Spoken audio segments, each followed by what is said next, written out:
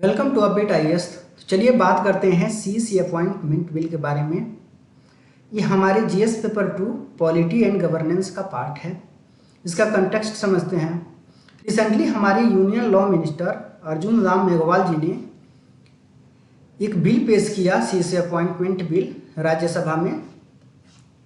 इस बिल का पूरा नाम है chief election commissioner and other election commissioners appointment, condition of service and term of office bill 2023।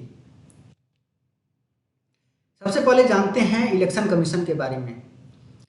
ये चुनाव आयोग, ये एक कॉन्स्टिट्यूशनल बॉडी है। कोई भी बॉडी, कोई भी संस्था जिसके बारे में हमारे संविधान में मेंशन हो, उसके संबंधित कोई आर्टिकल हो, उसको बोलते हैं हम लोग कॉन्स्टिट्यूशनल बॉडी। तो इलेक्शन कमीशन जो है एक कॉन्स्टिट्यूशनल बॉडी है। इसके बारे में हमारे संविधान में लिखा हुआ है, इससे संबंधित आर्टिकल्स हैं। ये एक परमानेंट बॉडी है। चूँकि हमारा देश एक डेमोक्रेटिक कंट्री है, तो डेमोक्रेटिक कंट्री में इलेक्शंस का अपना रोल होता है। सारा चीज़ इलेक्शन से संचालित होता है। तो इसलिए जो ये बॉडी है, परमानेंट बॉडी है, हमारे इंडिपेंडेंस के साथ ही ये बना है और अभी भी है और आगे भी रहेगा। ये एक इंडिपेंडेंट बॉडी है। इंडिपेंडेंट बॉडी है मतलब ये किसी के इन्फ्लुएंस में रह के काम नहीं करती है, अपना काम इंडिपेंडेंटली करती है। इसके ऊपर किसी का प्रभाव नहीं होता है, सबके प्रभाव से बाहर रह के काम करती है।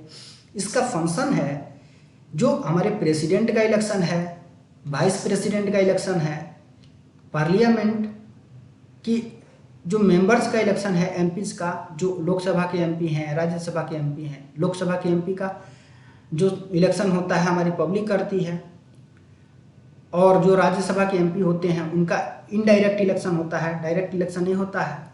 उनको जो स्टेट लेजिस्लेटिव असेंबली के जो मेंबर्स होते हैं, एमएलएज होते हैं, वो करते हैं इनडायरेक्ट तरीके से। तो जो हमारी इलेक्शन कमीशन ऑफ इंडिया है, इलेक्शन कमीशन है, ये प्रेसिडेंट का, वाइस प्रेसिडेंट का, पार्लियामेंट का और स्टेट लेजिस्लेटिव असेंबली, जैसे चीफ मिनिस्टर के लिए जो चुनाव होता है एमएलएज का, उसका भी चुनाव ये कराती है। यहाँ पे नोट एक देख सकते हैं कि जो हमारे पंचायत का इलेक्शन है, जो पंचायती राज इंस्टीट्यूशंस होते हैं और जो अर्बन लोकल बॉडीज होते हैं जैसे म्यूनिसिपैलिटीज़, जो इसका इलेक्शन है ना, इसके मेंबर्स का इलेक्शन है, वो इलेक्शन कमीशन ऑफ इंडिया नहीं करता है, स्टेट का इलेक्शन कमीशन होता है। जैसे जिस स्टेट के अंदर कोई पंचायत आता है, चाहे कोई म्यूनिसिपैलिटी आती है, तो उस स्टेट के अंदर होता है स्टेट इलेक्शन कमीशन। तो उसका इलेक्शन जो है वो स्टेट इलेक्शन कमीशन कराता है, हमारा इलेक्शन कमीशन ऑफ इंडिया नहीं कराता है। और एक और बात, चूँकि आप देख सकते हैं कि स्टेट इलेक्शन कमीशन है, तो किसी को डाउट हो सकता है इस बात पे कि जो स्टेट के लेजिस्लेटिव असेंबलीज के लिए इलेक्शन होते हैं, जो एमएलएज के लिए इलेक्शन होते हैं, उसका इलेक्शन स्टेट इलेक्शन कमीशन कराता होगा, लेकिन ऐसा नहीं है। जो स्टेट लेजिस्लेटिव असेंबलीज के लिए जो एमएलएज का इलेक्शन होता है, वो भी हमारा इलेक्शन कमीशन ऑफ इंडिया ही कराता है। जो स्टेट इलेक्शन कमीशन होते हैं वो केवल पंचायत का और म्यूनिसिपैलिटीज़ का इलेक्शन कराते हैं। इसके बारे में जैसे हमने बोला कि एक संवैधानिक संस्था है, आप देख सकते हैं इसके संबंधित हमारे संविधान में आर्टिकल है। और जो इलेक्शन कमीशन होता है, बना होता है चीफ इलेक्शन कमिश्नर्स के और अदर इलेक्शन कमिश्नर्स के द्वारा। इसकी संख्या 2 होती है। अब देखते हैं सिलेक्शन प्रोसेस के बारे में। क्योंकि इलेक्शन कमीशन ऑफ इंडिया की जो इलेक्शन कमिश्नर्स हैं और चीफ इलेक्शन कमिश्नर्स हैं, उनकी अपॉइंटमेंट से संबंधित, उनके सिलेक्शन से संबंधित मैटर था, वो सुप्रीम कोर्ट में था। तो सुप्रीम कोर्ट में मार्च 2023 में एक फैसला आया था उससे संबंधित। इसलिए मार्च 2023 को हम लोग एक रेफरेंस पॉइंट के रूप में इस्तेमाल करेंगे। इसी के संदर्भ में बात को समझने की कोशिश करेंगे। तो मार्च 2023 से पहले जो सिलेक्शन होता था, जो अपॉइंटमेंट होता था, सीईसी चीफ इलेक्शन कमिश्नर या इलेक्शन कमिश्नर्स जो जिनकी संख्या 2 होती है उसका अपॉइंटमेंट करते थे प्रेसिडेंट करते थे उसका अपॉइंटमेंट। प्राइम मिनिस्टर के जो काउंसिल ऑफ मिनिस्टर के मतलब council of minister prime minister के ही हिसाब से चलती है। जो प्राइम मिनिस्टर के रिकमेंडेशंस पे जिसका नाम ये भेजते थे उसके ऊपर ही मुहर लगाते थे प्रेसिडेंट और उसके अपॉइंटमेंट को पक्का करते थे।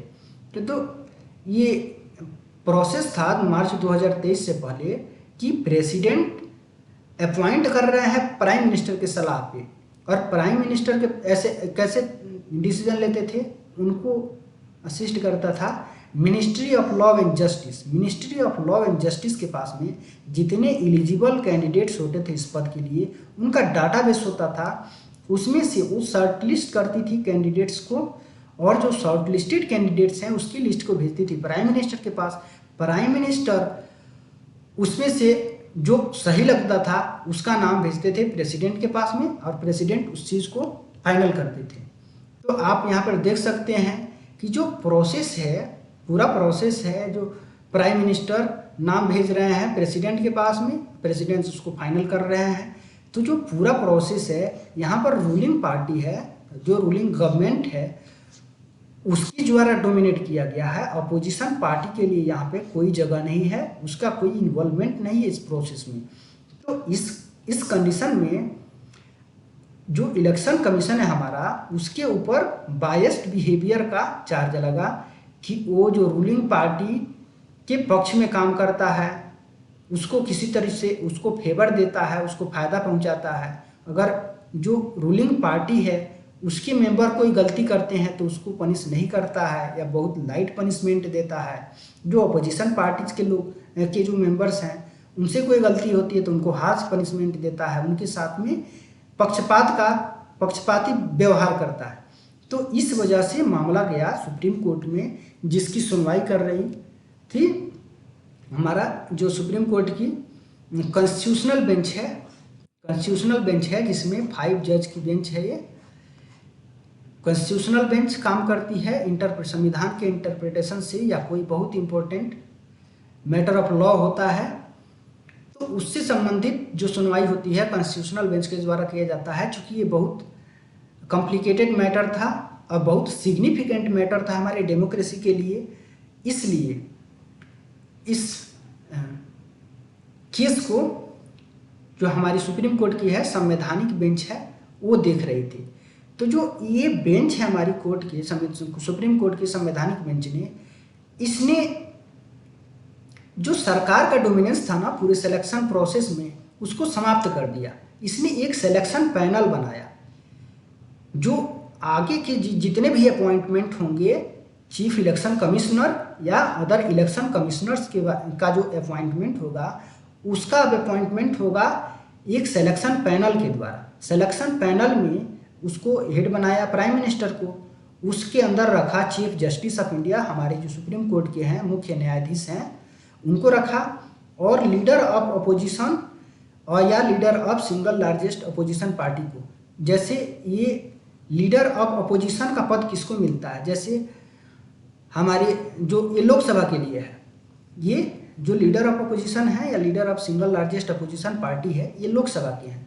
जैसे हमारे जो लोकसभा है, लोकसभा के जितने भी मेंबर होते हैं टोटल संख्या होती है जैसे 545 पहले हुआ करते थे, जिसमें से 2 एंग्लो इंडियन के नाम को सरकार ने हटा दिया, यहाँ पे इसके प्रोविज़न को हटा दिया तो 543 हो गया।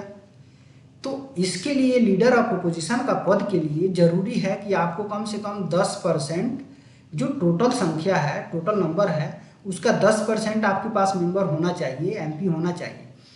तो अभी के जो सिचुएशन है कोई भी अपोजिशन पार्टी नहीं है जिसके पास में इसका 10% मतलब 55 मेंबर हों लोकसभा में। तो अभी अपोजिशन का लीडर ऑफ अपोजिशन का नेता प्रतिपक्ष का कोई पद नहीं है। तो जो ये पद नहीं है इस सिचुएशन में, अगर लीडर ऑफ अपोजिशन का पद नहीं है उस सिचुएशन में इस जगह को कौन भरेगा, leader of single largest opposition party. जैसे अभी कांग्रेस के पास सबसे ज़्यादा सीट है अपोजिशन पार्टीज में, लेकिन इतना नहीं है, इसका 10% नहीं है। तो ये रहेगा इस सिलेक्शन पैनल में prime minister, chief justice of India और लीडर ऑफ अपोजिशन पार्टी। यहाँ पर देख सकते हैं, यहाँ पर बैलेंस्ड है। यहाँ पर एक रूलिंग पार्टी से है, एक अपोजिशन से है, एक न्यूट्रल समझ सकते हैं चीफ जस्टिस ऑफ इंडिया को। तो जो इसने बोला, जो सुप्रीम कोर्ट का जो जजमेंट था उसके अनुसार उसने बोला कि आगे के जितने भी सिलेक्शन होंगे ना उसको ये पैनल करेगा, प्राइम मिनिस्टर नहीं करेंगे। जो पहले प्राइम मिनिस्टर करते थे और अपने नाम को भेज देते थे प्रेसिडेंट के पास में, अब बोला कि नहीं, अब जो सिलेक्शन पैनल है ना वो नाम को फाइनलाइज करेगी और जो फाइनल नाम होगा इस सिलेक्शन पैनल के द्वारा उसको भेजा जाएगा प्रेसिडेंट के पास और प्रेसिडेंट उस नाम को फाइनल करेंगे। तो उसने बोला कि जब तक पार्लियामेंट कोई लॉ नहीं बना लेती है इससे अपॉइंटमेंट से संबंधित, तब तक जो सुप्रीम कोर्ट ने जो पैनल बनाया है 3 मेंबर का पैनल है जिसमें प्राइम मिनिस्टर हेड है, चीफ जस्टिस ऑफ इंडिया है और लीडर ऑफ अपोजिशन का जो मेंबर है वो है। तो ये chief inclusion of chief justice of India आप देख सकते हैं और लीडर ऑफ अपोजिशन पार्टी, इसने अब सरकार के लिए मुश्किल कर दिया कि सरकार अपना कोई पसंद का कोई कैंडिडेट जो चीफ इलेक्शन कमीशन है, चीफ इलेक्शन कमिश्नर या अदर इलेक्शन कमिश्नर की जगह पे नहीं कर सकती है। क्यों नहीं कर सकती है? क्योंकि यहाँ पर उसका डोमिनेंस नहीं रहेगा, यहाँ पर मेजोरिटी बेसिस पे डिसीजन होगा। तो जो चीफ जस्टिस ऑफ इंडिया है इनको आप न्यूट्रल मान सकते हैं, ये लीडर ऑफ अपोजिशन है, ये इसके प्रभाव में, सरकार के प्रभाव में आ नहीं सकता है। तो यहाँ पर जो अब सिलेक्शन जिस नाम पे फाइनल होगा वो जो डिजर्विंग कैंडिडेट है ना उसी का हो सकता है, किसी का फेवरेबल कैंडिडेट यहाँ पे नहीं जा सकता है। अब आते हैं 2024 के डेट पे। यहाँ पे अपोजिशन पार्टीज है ना इस बात को बहुत हवा दे रही हैं कि जो फरवरी 2000, चूँकि फरवरी 2000 हमारे जो वर्तमान चीफ इलेक्शन कमिश्नर हैं हमारे देश के, वो रिटायर कर रहे हैं फरवरी 2024 में। और आप लोगों को पता होगा कि 2024 में हमारे लोकसभा का भी इलेक्शन होने वाला है। अब ये रिटायर हो रहे हैं तो जो इसके बाद से जो अगला इलेक्शन कमिश्नर जो होगा, चीफ इलेक्शन कमिश्नर, उसी के देख रेख में अगला इलेक्शन होने वाला है लोकसभा का। तो अपोजिशन का चार्ज है कि सरकार इस बीच में ये रिटायर कर रहे हैं, ये जो इलेक्शन जो हमारे लोकसभा का इलेक्शन का डेट जो अनाउंस होने वाला है ना उससे थोड़े पहले ये रिटायर करने वाले हैं।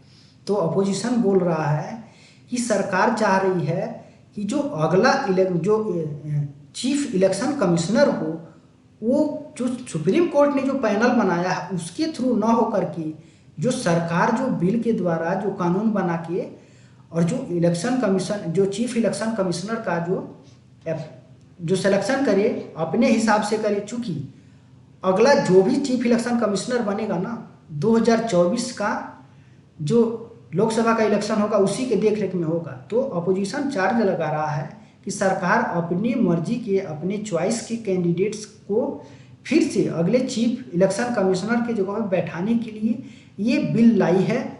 आखिर इस बिल में है क्या, इस बिल के बारे में थोड़ा जानते हैं।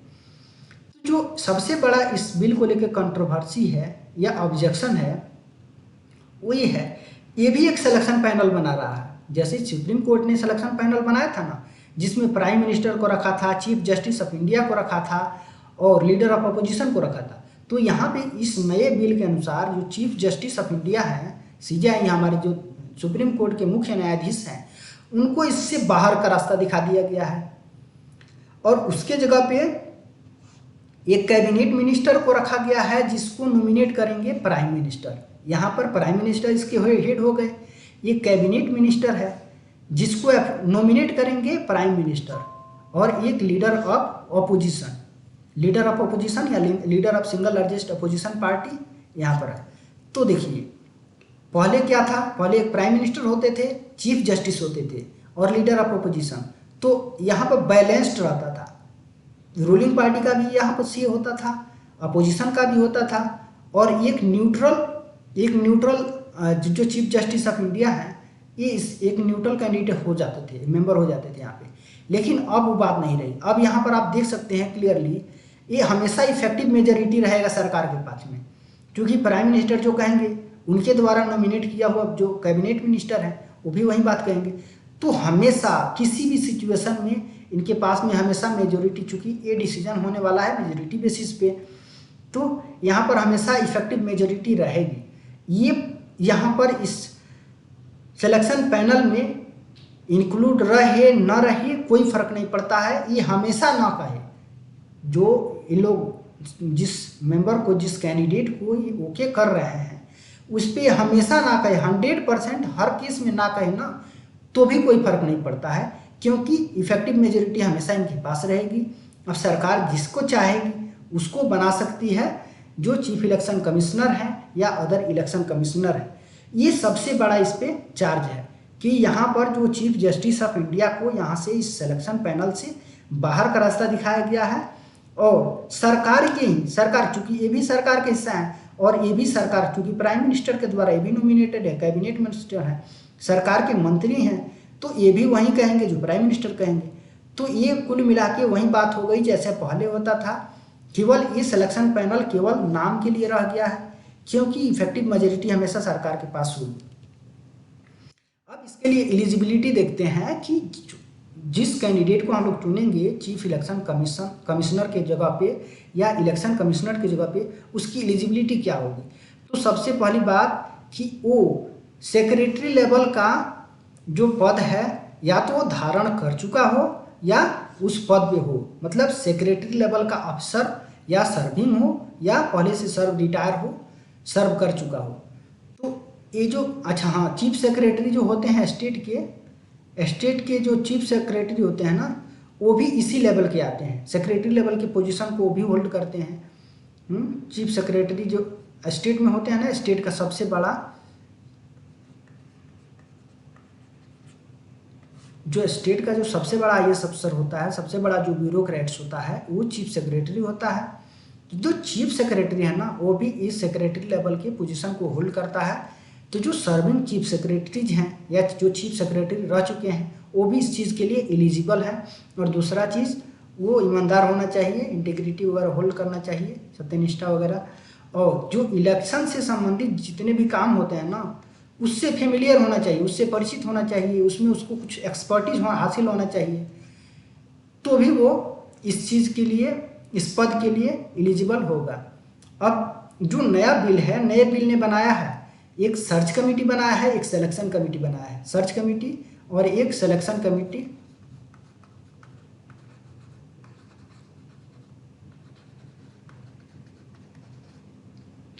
तो सर्च कमेटी का काम है, जो डाटाबेस है, जो ब्यूरोक्रेट्स का डाटाबेस है, उसमें से कैंडिडेट्स को शॉर्टलिस्ट करना, ठीक ना। ये अच्छा, सर्च कमेटी, इसको हेड कौन करेगा, जो भारत का जो सबसे बड़ा ब्यूरोक्रेट होता है, सबसे बड़ा IAS अफसर जनरली होता है ये, तो जो कैबिनेट सेक्रेटरी होता है, ये कैबिनेट सेक्रेटरी इस सर्च कमेटी को हेड करेगा, और उसके साथ और 2 मेंबर होंगे जो सेक्रेटरी लेवल से नीचे के नहीं होने चाहिए, मतलब सेक्रेटरी लेवल के अफसर वो भी होने चाहिए। तो यहाँ पे कोई स्टेट का चीफ सेक्रेटरी भी हो सकता है, क्योंकि चीफ सेक्रेटरी इसी के बराबर माना जाता है, सेक्रेटरी लेवल का अफसर माना जाता है। तो या तो ये कैबिनेट सेक्रेटरी हेड करेंगे, और जो 2 मेंबर होंगे वो सेक्रेटरी लेवल से नीचे के नहीं होंगे, मतलब या तो वो सेक्रेटरी रह चुके हों या स्टेट के चीफ सेक्रेटरी रह चुके हैं या हों।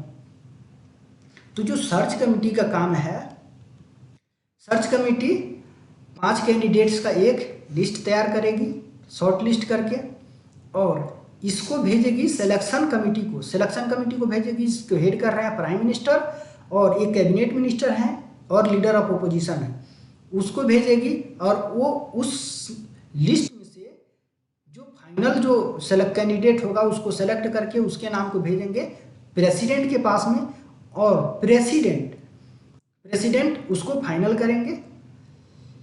और इसकी सैलरी क्या होगी, जो चीफ इलेक्शन कमिश्नर होंगे या अदर इलेक्शन कमिश्नर्स, उनकी सैलरी होगी जो कैबिनेट सेक्रेटरी हैं, इंडिया के जो कैबिनेट सेक्रेटरी हैं, जो सबसे बड़े ब्यूरोक्रेट हैं, उनकी बराबर होगी इनकी सैलरी। अच्छा, अब इनके ऑफिस के टर्म ऑफ ऑफिस के बारे में देख लेते हैं।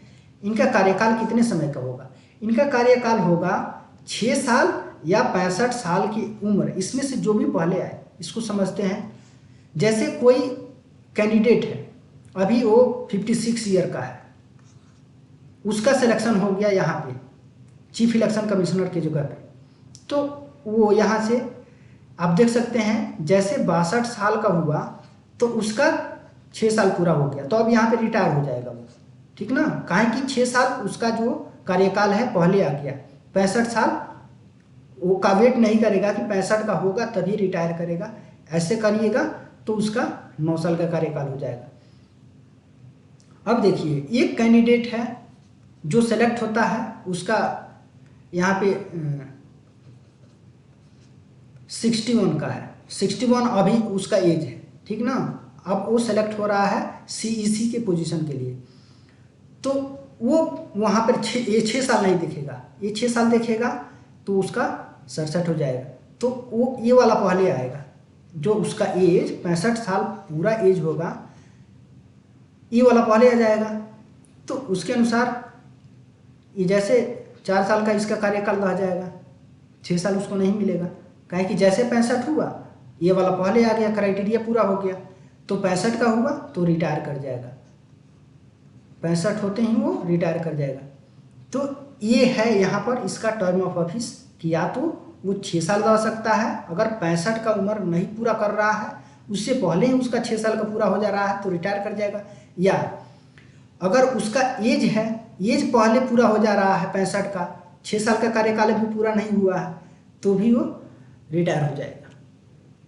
अब इसमें फेवरिंग आर्गूमेंट को देखते हैं कि जो बिल आया है इसके सरकार का क्या इसमें आर्गूमेंट्स है इसके पीछे, क्योंकि सरकार का सबको दिख रहा है कि यहाँ पे सरकार की पूरी यहाँ पे डोमिनेंस होने वाला है सरकार का, तो इसलिए सरकार के पास कोई आर्गूमेंट है नहीं, लेकिन फिर भी हमको न्यूट्रल होकर के इस चीज़ को देखना है, तो कुछ तो आर्गूमेंट देना पड़ेगा। सबसे पहला बात, सरकार ये आर्गूमेंट दे रही है कि जो सुप्रीम कोर्ट का जो आदेश आया था, तो सुप्रीम कोर्ट ने बोला था ना कि जब तक पार्लियामेंट कोई लॉ नहीं बनाती है तो जो पैनल सुप्रीम कोर्ट ने बनाया है सर्च पैनल, उसी के अनुसार अपॉइंटमेंट होगा। तो सुप्रीम कोर्ट ने ये भी बोला था कि जब तक पार्लियामेंट कोई लॉ नहीं बना दे तब तक उसी के अनुसार होगा, तो उसी के कहे के अनुसार हम लोग लॉ बना रहे हैं, एक बिल लेके आ रहे हैं और हम इस पे एक्ट बनाएंगे उससे संबंधित। और दूसरा चीज़ जहाँ पर सरकार को थोड़ा शर्मिंदा होना पड़ रहा है कि इस चीज़ को कैसे जस्टिफाई करेगा, तो सरकार इसको कर रही है, जो CJI को बाहर कर रही है उसकी जगह पे एक कैबिनेट मिनिस्टर को वहाँ पे नॉमिनेट किया जा रहा है प्राइम मिनिस्टर के द्वारा। उसके पीछे सरकार का तर्क है कि जो सेपरेशन ऑफ पावर होता है ना, सेपरेशन ऑफ पावर है कि जो सरकार का जो एग्जीक्यूटिव मैटर है उसमें जुडिशरी का रोल नहीं होना चाहिए, जुडिशरी उससे बाहर होना चाहिए। जुडिशरी के काम में, चूँकि जब NJSC बिल लेके आई थी सरकार तो उसको सुप्रीम कोर्ट ने एक कह के खारिज कर दिया कि जुडिशरी में सरकार का इन्वॉल्वमेंट होगा, तो इसी आधार पर हम लोग इसको कर रहे हैं कि एग्जीक्यूटिव मैटर में सरकार का कोई दखल ना हो, ये हमारा एग्जीक्यूटिव का फंक्शन है। तो इसलिए हम CJI को बाहर, चूँकि CJI जुडिशरी को रिप्रेजेंट कर रहे हैं यहाँ पे, तो जुडिशरी को इसलिए हम बाहर कर रहे हैं, इसलिए CJI को बाहर कर रहे हैं। इसके अगेंस्ट में आर्गुमेंट क्या है इसको देखते हैं। सबसे पहला आर्गुमेंट है जो अपोजिशन है उसका कि जो इलेक्शन कमीशन ऑफ इंडिया है, इलेक्शन कमीशन है, उसकी न्यूट्रलिटी को प्रभावित करेगा ये, क्योंकि ये एक डेमोक्रेटिक कंट्री के लिए ज़रूरी है कि वहाँ का जो इलेक्शन हो, इलेक्शन किसी तरह के बायसनेस से प्रभावित नहीं हो, वो एक न्यूट्रल पर्सपेक्टिव में हो, किसी का पक्ष नहीं ले, जो इलेक्शन कराने वाली जो बॉडी है वो सबको एक समान तरीके से ट्रीट करे, न्यूट्रल रहे, सबसे बराबर दूरी बना के रखे।